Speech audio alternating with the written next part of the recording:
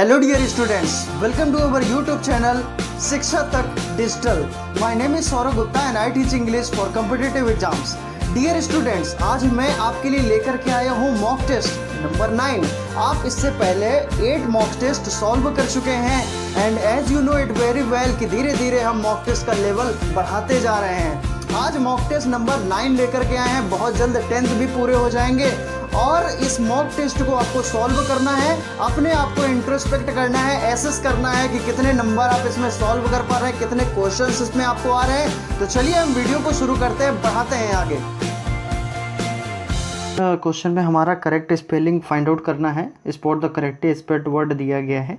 तो अपीसमेंट की स्पेलिंग आपको पता होनी चाहिए। तो देखिए सबसे पहले तो हमें अपीस पता होना चाहिए। अगर अपीस आ गया तो अपीसमेंट भी आ जाएगा, क्योंकि मेंट की स्पेलिंग सबको पता होती है। तो अपीस की जो स्पेलिंग होती है वो क्या होती है? APPEASE, यही तो होती है ना। ठीक है, अब इसमें मिंट लग जाएगा तो हमारा ऑप्शन आ जाएगा। तो यहाँ पे हमारा जो ऑप्शन आ रहा है वो सेकंड नंबर आ रहा है, तो यहाँ पे सेकंड नंबर हमारा ऑप्शन करेक्ट हो जाएगा। आगे आते हैं नेक्स्ट सेकंड क्वेश्चन पे। इडियम्स दिया गया है a snake in the grass. A snake in the grass है ना, अगर कोई ग्रास में स्नेक है तो जाहिर सी बात है वो दिखाई नहीं देगा सही से। इसका मतलब कि वो क्या है? छिपा हुआ है। इसका मतलब वो क्या है? हिडन है। ओके, अगर हिडन है तो एक तरह से डेंजर है, तो हिडन डेंजर हो गया। तो यहाँ पे हिडन डेंजर दिया गया है, वो है हमारा ऑप्शन नंबर 4। ठीक है, तो यहाँ पे आपका हिडन डेंजर आ जाएगा। इसके बाद में नेक्स्ट आते हैं थर्ड नंबर पे। Give one word for the following. One word हमें देना है एन एनिमल विद 2 फीट। देखिए जब भी 2 की बात होती है तो 2 का मतलब बाई आना चाहिए।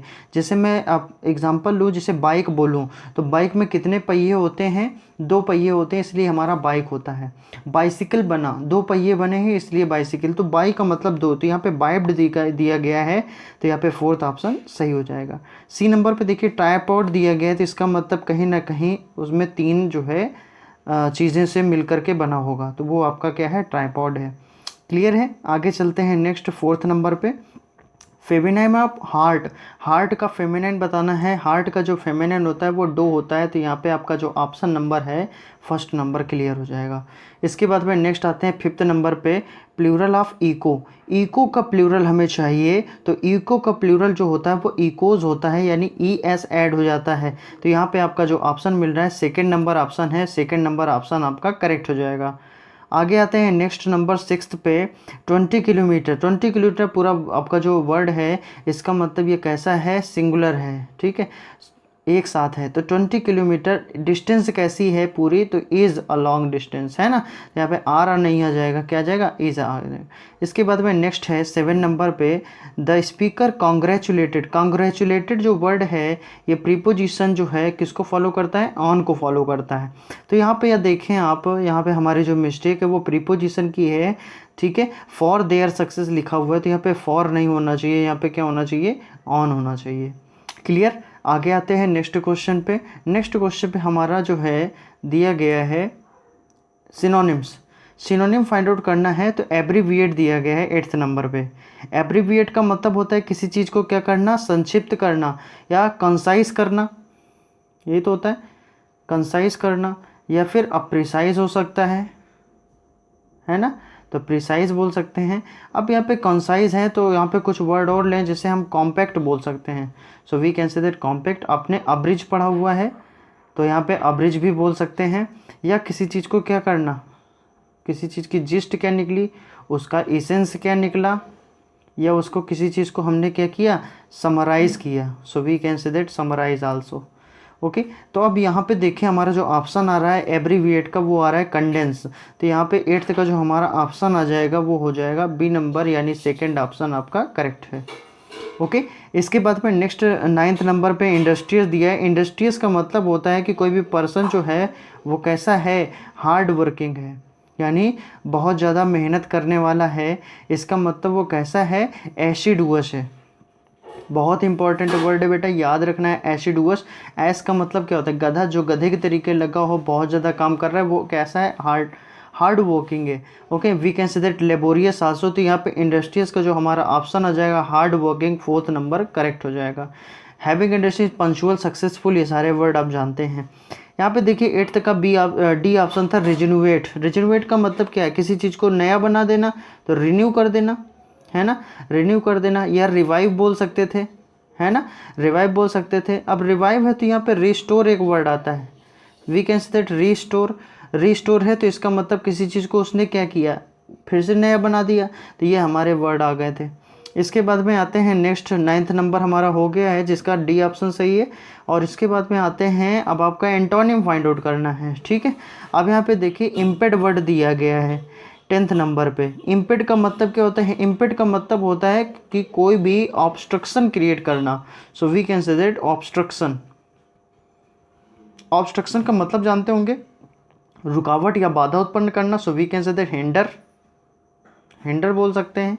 ओके, हिंडर है, या भी कोई भी चीज़ क्या है, किसी भी चीज़ में वो कैसा है, स्लो है। तो यहाँ पे हमारा जो क्लोजेस्ट एंटोनिम की बात करें तो यहाँ पे वो कैसा है, इसका मतलब वो आगे आगे चल रहा है, इसका मतलब वो क्या है, एडवांस है।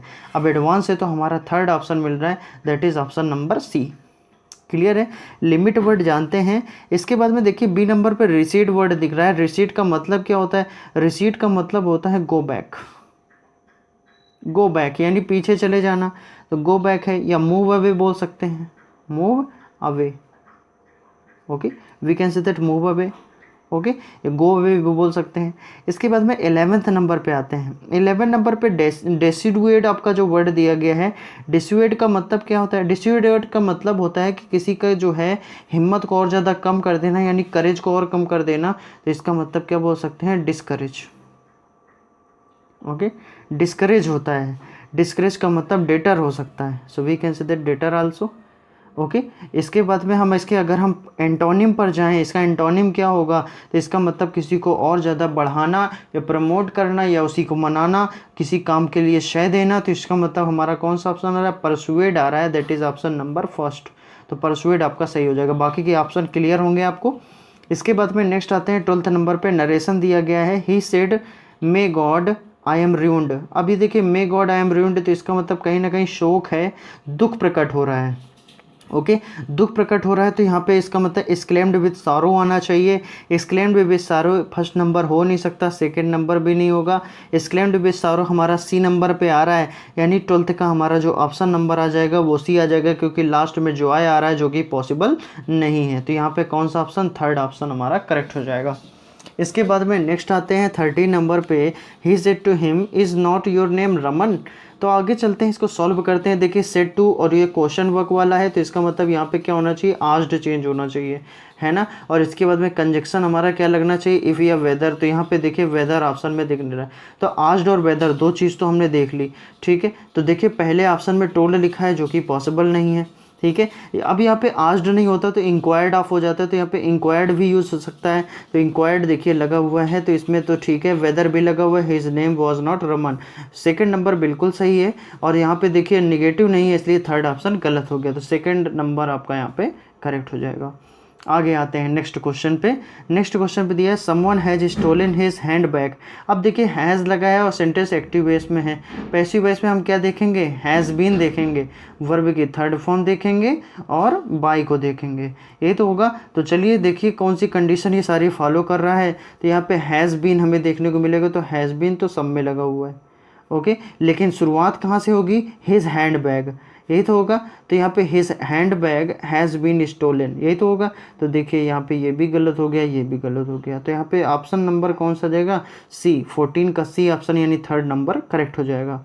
इसके बाद में नेक्स्ट आते हैं 15 नंबर पे, remove two from the following. यहाँ पे टू रिमूव करना है तो आपको ये आना चाहिए। यहाँ पे ही इज़ टू वीक लिखा हुआ है, तो यह टू को कट करके क्या हो जाएगा, सो वीक हो जाएगा। फिर कंजक्शन दैट लगता है और निगेटिव हो जाता है, कैन नॉट लग जाता है अगर यहाँ पे इज़ आता है पहले, ओके। तो यहाँ पे ऑप्शन नंबर कौन सा हो जाएगा, he is so weak that he can not walk.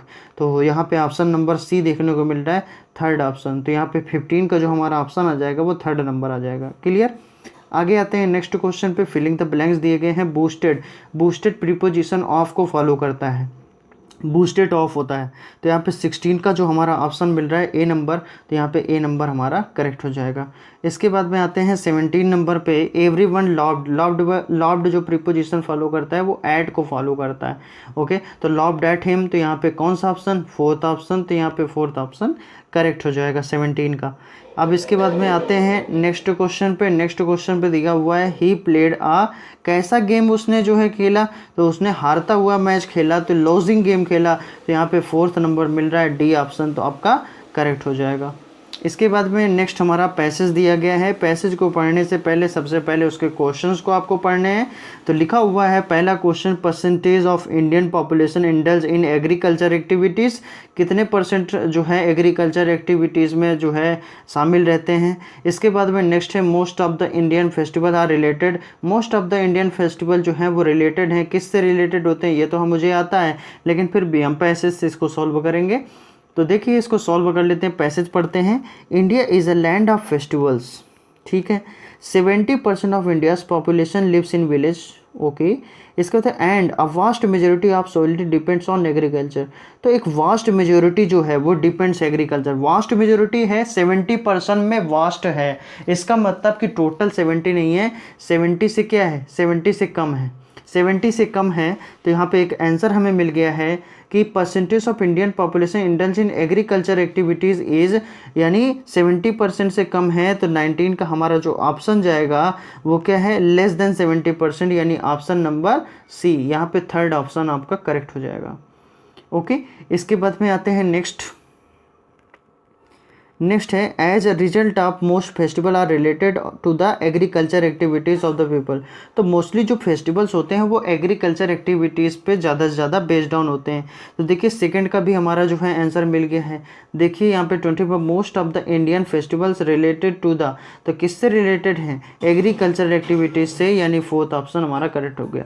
आगे का पैसेज हमें पढ़ने की ज़रूरत नहीं है फिलहाल ये। डियर स्टूडेंट्स, आई होप ये मॉक टेस्ट आपको पूरी तरह से समझ में आया होगा, और बिल्कुल आपको इस चैनल को प्रमोट करना है, क्योंकि ये चैनल मेरा नहीं, ये चैनल आपका है। आपको प्रमोट करना है, शेयर करना है और बहुत ज़्यादा से ज़्यादा लोगों तक पहुंचाना है। कुछ चेंजेस हमने किए हैं अपने YouTube चैनल पर, उम्मीद है आपको ये चेंजेस अच्छे लगे होंगे, और बिल्कुल कमेंट करके बताइए कि मॉक टेस्ट आपको कितने नंबर आए हैं, कितना सोल्यूशन आपका सही निकला है। तो आज की क्लास में हम बस इतना ही रखते हैं, कुछ और नए कंटेंट के साथ में मिलते हैं नेक्स्ट टाइम पे। जय हिंद।